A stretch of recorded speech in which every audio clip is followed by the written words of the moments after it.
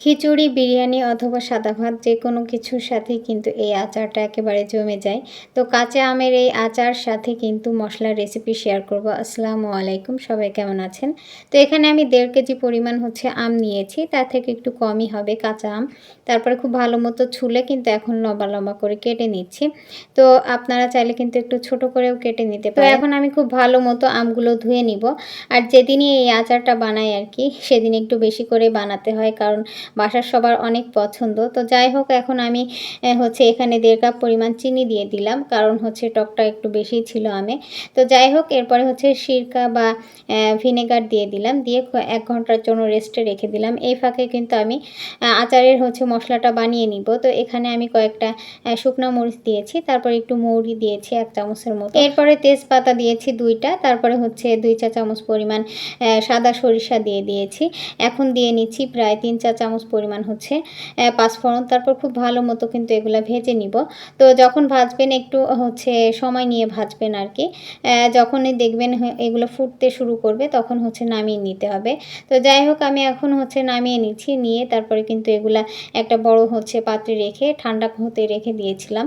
তারপরে যখন ঠান্ডা হয়ে গেছে, এখন ব্লেন্ডারে নিয়ে আমি কিন্তু এগুলা গুঁড়া করে নিয়েছি। তো এই মশলাটা কিন্তু আপনারা যেকোনো আচারেই ব্যবহার করতে পারেন।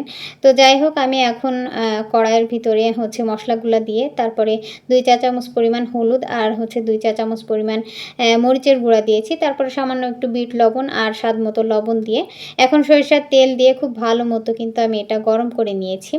এখন কিন্তু আমি 1 ঘন্টা রেস্টে রাখা সেই আমগুলো দিয়ে দিলাম। তো রেস্টে রাখার পরে যে পানি ছিল আর কি, সেই পানি সহই কিন্তু আমি দিয়ে দিয়েছি। তারপর খুব আলতো হাতে কিন্তু নেড়ে চেড়ে এটা রান্না করে নিতে হবে। বেশি নাড়াচাড়া করলে কিন্তু এটা গলে যাবে। যদিও আমি চিনি দিয়ে মাখিয়ে রাখার কারণে কিন্তু এটা তেমন একটা গলে যাওয়ার সম্ভাবনা নেই, তারপরেও কিন্তু আমি খুবই আলতো হাতে এটা নেড়ে চেড়ে নিচ্ছি। তো যাই হোক, রান্নার সময় কিন্তু বেশি নাড়াচাড়া করা যাবে না, তাহলে কিন্তু এটা গলে যাবে।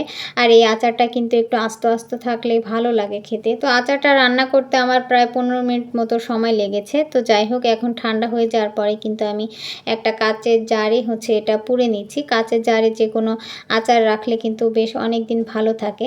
আর সে সাথে যদি রোদ্রে দেওয়া হয়, দেখা যায় আবার রান্না হয়ে যায় কিন্তু রোদের তাপে। তো যাই হোক, এখন আমি এই কাচের জারে রেখে দিচ্ছি। আর আমার বাসার সবাই এত পরিমাণ পছন্দ করে যে আমি কাচের জারে রেখে দেওয়ার পরে কিছুক্ষণ পরে কিন্তু এটা ফাঁকা হয়ে গেছে।